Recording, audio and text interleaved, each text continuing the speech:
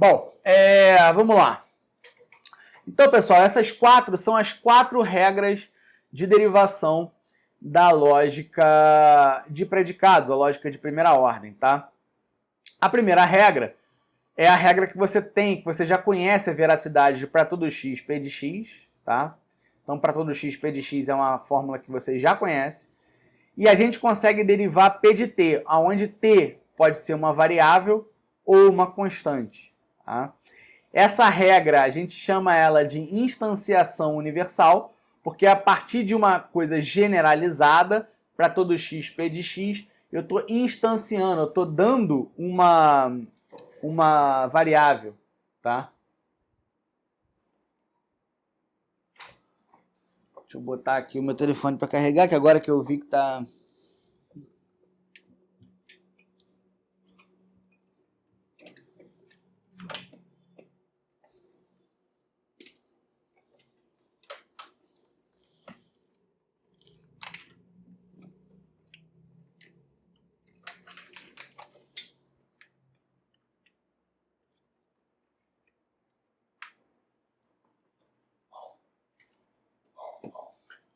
Bom, então, essa regra que a gente chama de instanciação universal, se t é uma variável, ela não pode...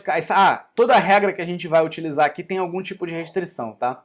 Então, esse t aqui ele pode ser uma variável ou uma constante. Se for uma variável, ela não vai poder cair dentro do escopo, né, de algum quantificador para t.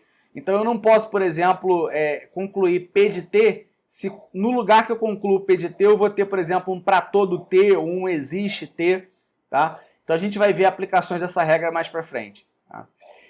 A outra regra que eu tenho, repara que essa regra aqui é uma regra de remoção do para todo, ele tira o para todo. Né? Aqui é a mesma coisa, ó, existe x, p de x, é algo que eu já conheço, né? Eu consigo concluir p de a, onde a é uma constante. Aqui tem que ser um símbolo de constante. E detalhe, essa constante tem que aparecer pela primeira vez na sequência de prova nessa linha. Tá? Então eu não posso usar, por exemplo, um a se o a já apareceu anteriormente na minha prova. Tá? Eu só posso usar o a se é a primeira vez que eu estou utilizando o a. Tá? O nome dessa regra é instanciação existencial, porque eu estou pegando um elemento específico e estou instanciando ele. Tá? E a restrição, de novo, é que o A tem que ser a primeira, essa regra, né, tem que ser a primeira que utiliza e introduz a constante A. Tá? Essa regra aqui, ela é um pouco complicada, pessoal. A gente tem que tomar bastante cuidado quando vai utilizar essa regra aqui, e eu vou falar isso mais para frente. Tá? Se eu concluo que P de x, então eu posso concluir para todo x P de x. A gente chama isso de generalização universal, tá? E aqui eu tenho duas restrições, tá? A primeira, se P de x foi deduzido a partir de uma hipótese, então se eu obtive P de x a partir de uma hipótese, o x não pode ser livre nessa hipótese. O x tem que estar preso na hipótese, ou por um para todo, ou por um existe, tá? Então o x não pode ser livre na hipótese. Se o P de x for deduzido a partir de uma instanciação existencial, a partir da aplicação dessa regra aqui, né, então o x não pode ser livre na fórmula da onde eu derivei o P de x. Tá? Então na fórmula da onde eu derivei o P de x, o x não pode ser livre. Tá bom? Então a gente vai ver exemplos disso mais para frente. Tá? E a quarta regra, a gente tem que tomar muito cuidado com isso, pessoal, porque esse x aqui, a gente não pode fazer nenhuma suposição sobre ele na nossa prova. Tá? Então esse x ele tem que ser genérico, ele tem que servir para qualquer elemento, tá, do domínio. Se eu fizer alguma suposição sobre ele durante a minha prova, eu não posso generalizar para todo x P de x. Tá? Se eu tenho P de x ou P de a, onde a é uma constante, então eu posso concluir existe x P de x. Tá? A gente chama isso de generalização existencial, GE. Então, para ir de P de a para existe x P de x, onde a aqui é uma constante, né? X não pode ocorrer em P de a. Tá? Então, a variável x, ela não pode estar dentro de P de A. Tá? Lembra que P de A é uma fórmula que tem A como uma constante. Então o x não pode estar dentro dessa fórmula, tá? Para eu conseguir ir de P de A para P de x. Então vamos estudar cada uma dessas regras aí em bem mais detalhes, tá? Então a primeira regra que a gente vai estudar é a instanciação universal, tá? A instanciação universal, ela parte do fato de que você já tem o para todo x P de x, né? E ela consegue concluir o P de x, ou P de y, ou P de A, qualquer nome que você queira dar. Tá? Bom, a ideia dessa regra é que se a propriedade P ocorre para todos os elementos de x, então a gente pode nomear um desses elementos com a variável ou a constante. Tá? Então assim, ó, a partir de para todo x P de x, eu posso derivar, por exemplo, P de x, né? Onde x é qualquer elemento do meu domínio. Isso aqui é verdadeiro sempre, porque é verdadeiro para todo elemento, para todos os valores de x. Tá? Eu também poderia derivar P de y, porque não importa o nome que eu dou para o elemento, tá? P de y também está valendo, porque vale para todos os elementos do domínio. Então vale para P de x, vale para P de y e vale para P de A também. Tá? Então a gente pode utilizar a instanciação universal para a gente demonstrar um dos silogismos mais famosos que existem na literatura aí, que é esse que está sendo anunciado aqui. Ó. Todos os homens são mortais, Sócrates é humano, consequentemente Sócrates é mortal. Né? Então eu quero provar que isso é um argumento válido. Né? Então a gente poderia definir que h de x, por exemplo, significa que x é humano. Né? A constante S representa Sócrates, que é um elemento dentre a espécie humana, né? E a gente também pode representar M de x como sendo mortal. Tá? Se a gente faz dessa maneira, né, a gente tem o seguinte argumento. Né? Para todo x, a gente tem que... se x é humano, então x é mortal. Então, para todo x, se x é humano, então x é mortal. Tá? A minha segunda premissa, Sócrates é humano. Então, H de Sócrates, onde S é uma constante que representa Sócrates. Né? Consequentemente, Sócrates é mortal. Então, Sócrates é mortal. Mortal. MS. Então, se a gente quisesse provar esse argumento, né, a gente bastaria aqui colocar a minha primeira premissa para todo x, h de x, então m de x. Então, essa é a minha primeira premissa, ou hipótese, né? IP. Tá? A minha segunda hipótese é H de S. Também é uma hipótese. Na minha terceira linha aqui, eu conseguiria concluir H de S, então M de S, usando a minha regra de instanciação universal aplicada à linha 1.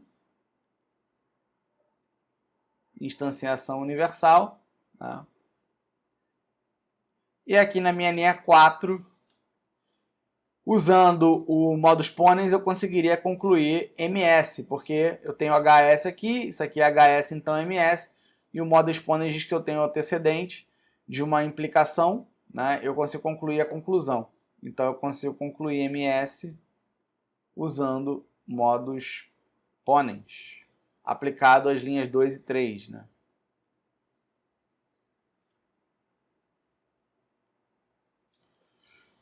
Tá? E aí eu consegui concluir o que ele estava pedindo. Tá? Então isso aqui é um exemplo de demonstração onde eu utilizei a regra de instanciação universal. Então tá aqui.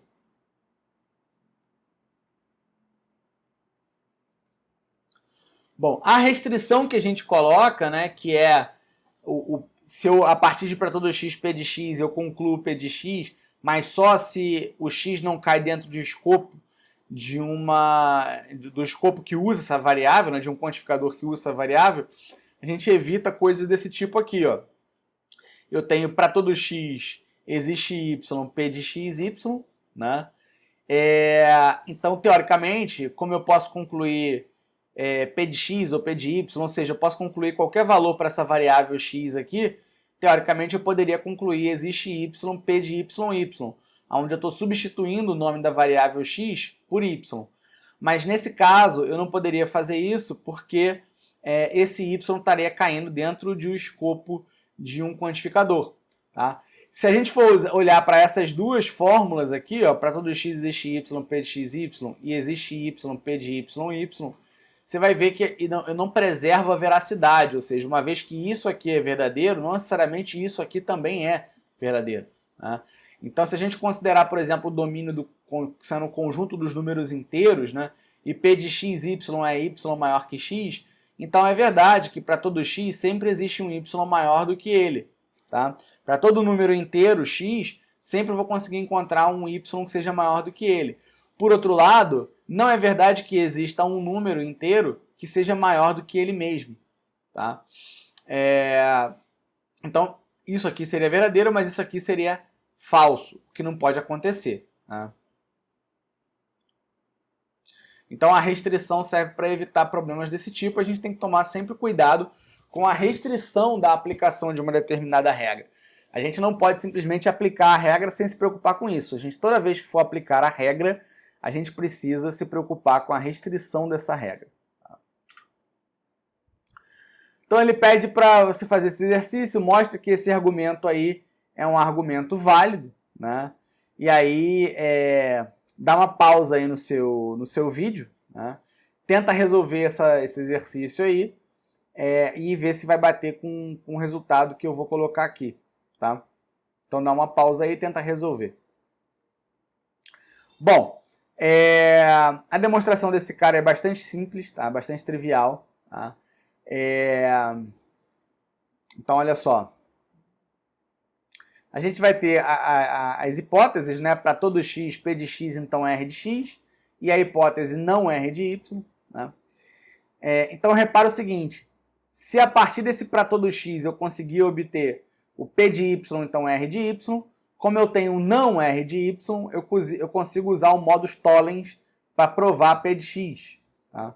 E é isso que é feito aqui nessa demonstração. Eu tenho para todo x, p de x, então r de x como hipótese e o não r de y como hipótese. A partir daqui eu consigo usar a minha regra de instanciação universal para concluir p de y, então r de y, porque eu não caio na restrição, eu não tenho mais nenhum quantificador, né? Então p de y, então r de y, foi o que eu obtive, aplicando a regra de instanciação universal. Uma vez que eu tenho não r de y e o r de y é a conclusão de uma implicação, se eu tenho não r de y, eu consigo concluir o não p de y. Tá? E aí eu consegui provar o que eu queria, usando aqui nesse caso final modus tollens, tá? Que a gente já aprendeu lá em lógica proposicional. Bom, quantificador existencial, tá? Aliás, instanciação existencial, né? Que é a regra que vai permitir que a gente venha de um existe p de x e chegue num p de a, né, num determinado valor de p. Tá? Então, uma vez que sabemos que existe x, p de x é verdadeira, concluímos que para algum valor de x, p de x é verdadeira. Tá? Então, a gente pode pegar esse valor de x para qual p de x é verdadeira e dar um nome para ele. Esse nome a gente pode dizer que é A, B, C, qualquer constante que você queira, pode estar especificando esse x para o qual p de x é verdadeiro. Tá? Então, p de A. Por isso que eu consigo concluir p de A. Tá? É necessário que a constante A, por exemplo, não tenha sido utilizada antes para evitar chamar dois objetos diferentes pelo mesmo nome. Tá?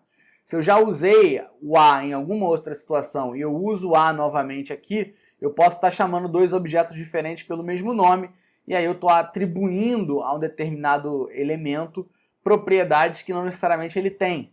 Tá? Então, por isso que o A tem que ser a primeira vez que você vai usar o A, tem que ser na hora que você vai aplicar essa forma, essa regra.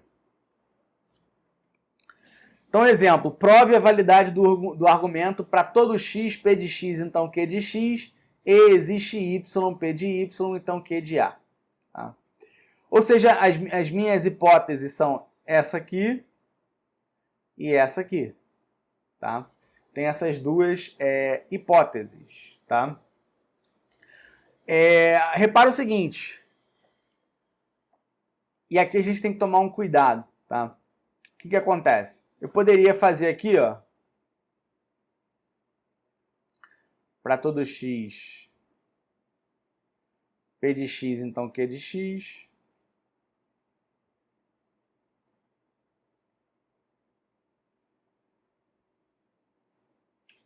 Então, seria uma hipótese. E a minha segunda hipótese é, existe y,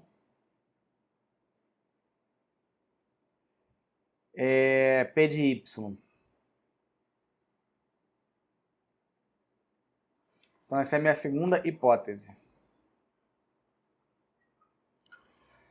Então, olha só, o cuidado que vocês têm que tomar aqui é o seguinte, eu poderia, nessa linha 3, concluir P de A, então Q de A poderia ser, né, usando a regra da instanciação universal, tá? E aí eu poderia vir aqui na linha 4, concluir P de A,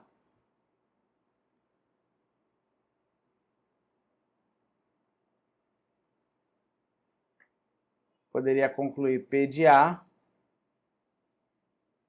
usando a minha regra da instanciação existencial. Tá? E aí, como eu tenho P de A, eu consigo concluir Q de A usando modus ponens, aplicados às linhas 3 e 4. Que era o que eu queria provar. Só que essa demonstração está incorreta. Tá? Por que ela está incorreta? Porque a regra da aplicação da instanciação existencial diz que o A tem que ser o primeiro. A primeira ocorrência do A tem que ser na linha que eu estou usando aquela regra. Tá? Então, a gente vai fazer o seguinte, para a gente poder acertar essa demonstração. Tá? É bastante simples de acertar essa demonstração. Né? Eu vou concluir P de A aqui em cima. E P de A, então, Q de A aqui embaixo. E aí, isso aqui eu vou concluir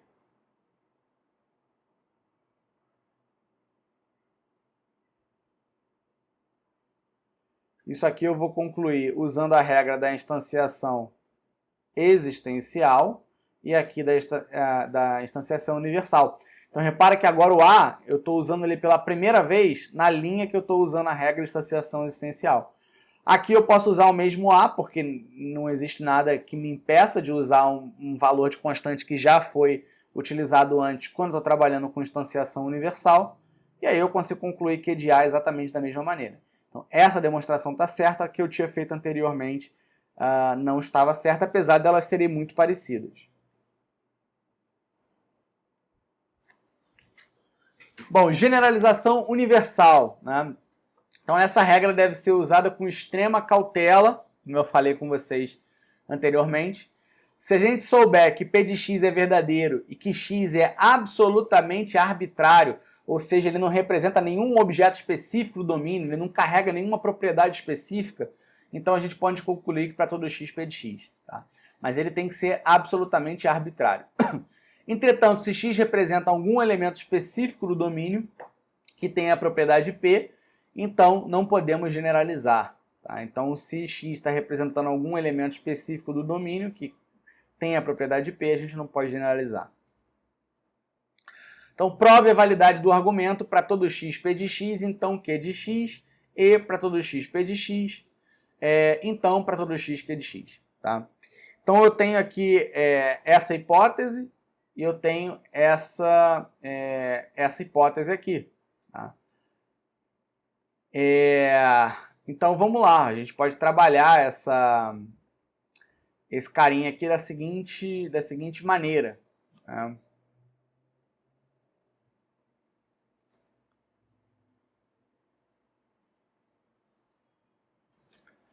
Então olha aqui, ó, essa aqui vai ser a minha hipótese para todo x, p de x, né? E aí eu consigo concluir a partir do primeiro aqui, para todo x, q de x. Repara que eu posso usar o mesmo valor, mesma variável x aqui. Isso aqui é a minha instanciação universal. Né?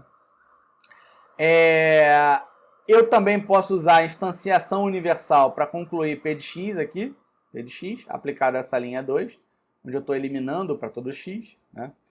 Como eu tenho p de x, então q de x e p de x, eu posso usar o modus ponens para poder concluir q de x, né, que é feito aqui nas linhas 3 e 4. E agora eu posso usar a minha generalização universal. Repara que q de x, em nenhum momento, esse x aqui está especificando algum valor específico. Né?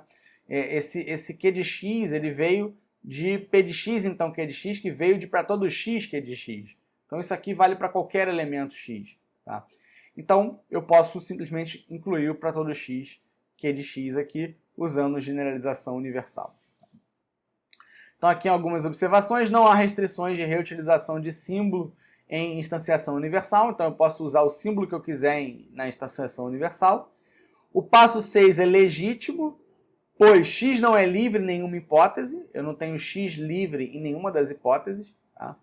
E a regra EI não foi utilizada na demonstração, então nenhuma das restrições da minha generalização universal, todas as restrições estão sendo atendidas. Né? A variável x nos passos 3 e 4 representa qualquer elemento do domínio, logo eu posso generalizar. Bom, considere o argumento p de x, então, para todo x, p de x. Né? A gente pode traduzi-lo como o seguinte: se é verdade que um objeto x qualquer do domínio tem a propriedade P, então todos os outros objetos do domínio também têm a propriedade P. Então, claramente, esse não é um argumento válido. A primeira restrição da generalização universal iria impedir a gente provar a validade desse argumento. Tá? Então, eu posso provar esse argumento, olha só. P de x é a minha hipótese, né? E aí eu poderia simplesmente incluir para todo x, p de x, e aí eu conseguiria provar que p de x, então, para todo x, p de x. Tá? Só que eu estou cometendo um erro na hora que eu faço esse tipo de prova, tá? Porque o passo 2 ele é inválido, pois x, a variável x, ela é livre na hipótese. Tá? Então, se ela é livre na hipótese, eu não posso incluir para todo x, no caso do p de x aqui. Tá? Então, a aplicação do passo 2 seria inválida nesse caso.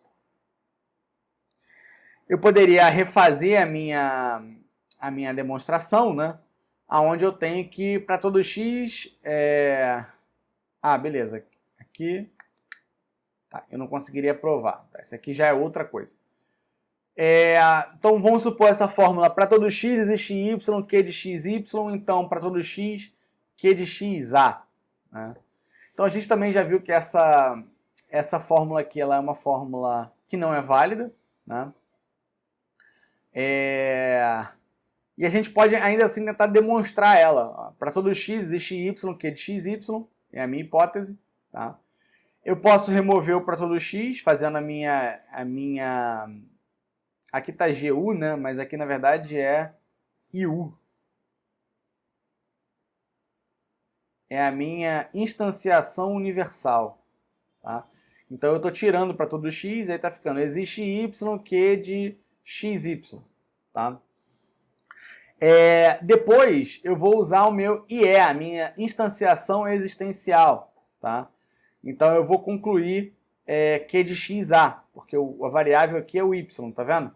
Então eu substituo o y pela constante a. Então concluir q de xa.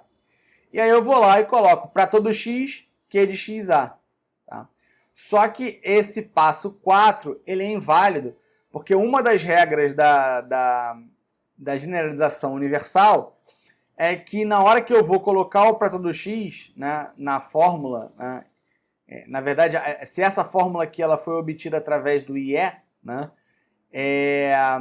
o x não pode existir nessa fórmula. Né?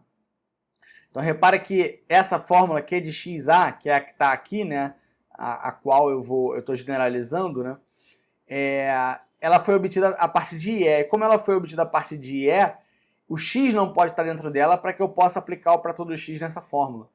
Então, como o x está dentro do Q de xa, eu não posso aplicar a minha generalização universal aqui. Então, isso aqui seria incorreto. Tá? Então, pessoal, um exercício aqui. Prove validade do argumento para todo x, p de x e q de x. Então, para todo x, q de x e p de x. Tá? Então, a gente vai começar aqui com a nossa hipótese, né? Para todo x.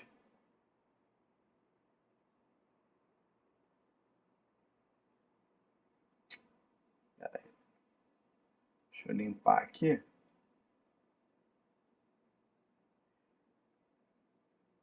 Para todo x, p de x e q de x.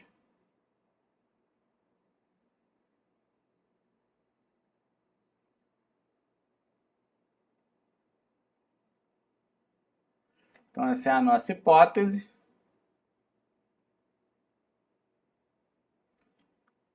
Depois a gente pode aplicar a instanciação universal, onde a gente vai obter p de x e q de x. Então, isso é aplicando a instanciação universal na linha 1. A gente pode fazer q de x e p de x, utilizando a regra da comutação, aplicada à linha 2. Finalmente, na quarta linha, a gente pode inserir o para todo x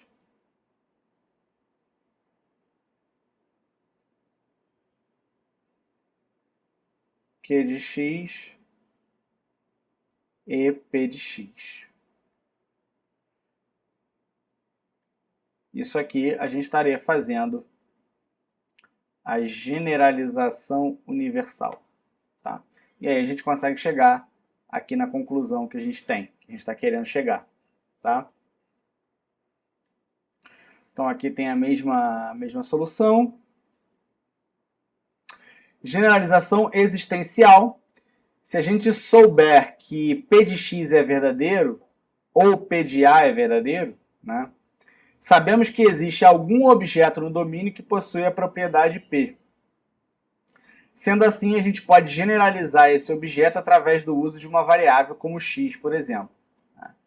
Então, por exemplo, aqui prova a validade do argumento para todo x P de x, então existe x P de x. Né? Esse para todo x P de x aqui, a gente poderia definir que o valor dele é P de x, usando a minha instanciação universal. Né? E se é verdadeiro para um determinado valor de P, então existe um x P de x. Então, usando a minha generalização existencial. Tá?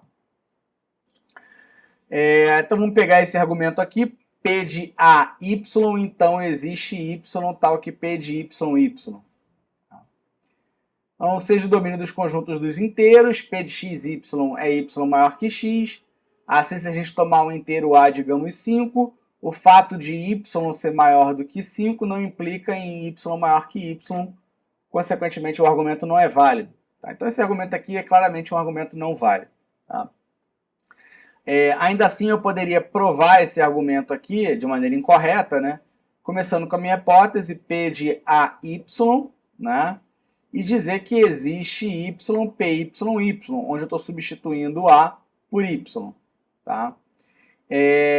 Só que isso não é permitido, né, ser feito, porque nessa linha aqui da generalização existencial, eu estou substituindo a variável A por uma variável y que já existe em PAY. Tá? Então a minha restrição diz que eu não posso fazer isso. Eu não posso trocar uma constante, por exemplo, por uma variável onde essa variável já existe na fórmula que tem a constante. Tá? Então esse passo 2 aqui ele seria um passo inválido, tá bom? Por conta da minha restrição. Uma observação, as regras devem ser usadas somente quando o padrão exato é obtido. Né? Então, por exemplo, as regras de instanciação devem ser usadas para remover o quantificador da frente de uma fórmula, quando todo o resto está no escopo do quantificador. Então, por exemplo, aqui ó, eu não poderia usar a regra de remoção do quantificador existencial para remover o existe daqui e o existe daqui e obter PA ou QA. Tá? Eu só poderia remover se o quantificador tivesse à esquerda e todo o resto da fórmula tivesse no escopo desse quantificador. Da mesma maneira, aqui, olha, eu tenho para todo x existe y, q de x, y, eu não posso utilizar a instanciação existencial para remover o existe, sendo que quem está à esquerda da fórmula é o para todo. O existe está aqui dentro. Então eu primeiro preciso remover o para todo x, para depois remover o existe y. Tá? Então fazer esse passo daqui para cá, do 1 para o 2, não é permitido. Tá? Eu não posso remover o existe do meio aqui. Tá? Ele tem que estar no canto esquerdo e todo o resto da fórmula tem que estar no escopo desse existe. As regras de generalização inserem um quantificador no início de uma fórmula, que por sua vez passa a estar totalmente no escopo do quantificador. Todas as regras de inferência que lidam com quantificadores possuem restrições, a gente precisa prestar atenção nessas restrições. A regra que é mais comumente violada é a regra do IE. Tá? Ao utilizar essa regra, tenha certeza de que a gente está introduzindo um determinado símbolo de constante pela primeira vez na minha sequência de prova, que esse símbolo de constante não foi usado anteriormente. Né? Bom, a gente consegue demonstrar que as regras de derivação para a lógica de predicados é um processo de decisão para validade sólido, tá? E completo, tá? Do ponto de vista que todas as coisas todos os argumentos que a gente consegue provar usando essas regras de derivação são de fato válidos. Tá? E todos os argumentos válidos podem ser provados por essas regras de derivação. Tá? Então a gente consegue demonstrar isso, mas a gente não vai demonstrar aqui nessa aula. Tá bom?